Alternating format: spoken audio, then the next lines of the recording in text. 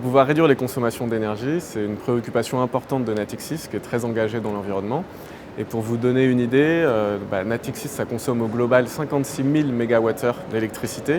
Ça représente quand même une petite ville, c'est les consommations d'électricité d'environ 15 000 personnes. Et c'est à peu près le premier arrondissement de Paris. Donc c'est quand même des consommations assez importantes. Et donc l'idée au travers de ce challenge, c'est d'essayer de les réduire. Le challenge se déroule à l'immeuble Liberté 2 à Charenton. C'est très simple en fait. Dans un premier temps, on a placé des capteurs de suivi des consommations d'énergie dans le bâtiment qui permettent zone par zone de connaître très précisément les consommations liées à l'éclairage, à l'informatique, au chauffage.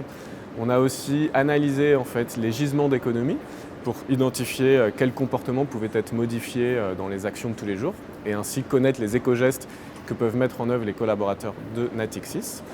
Et à partir d'aujourd'hui, on met à disposition une application de gaming. L'idée, c'est d'avoir une saine compétition entre les différents collaborateurs, zone par zone. Ils ont donc des défis à relever, avec pour ambition de faire plus d'économies que les autres équipes. Les économies d'énergie, notamment grâce au changement de comportement des collaborateurs, qui vont mettre en place des éco-gestes dans leur vie professionnelle.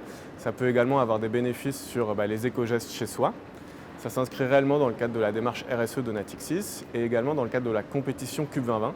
C'est une compétition nationale dans laquelle Natixis est engagé pour la deuxième année consécutive, avec notamment 3 bâtiments, dont ce bâtiment, le bâtiment Liberté 2.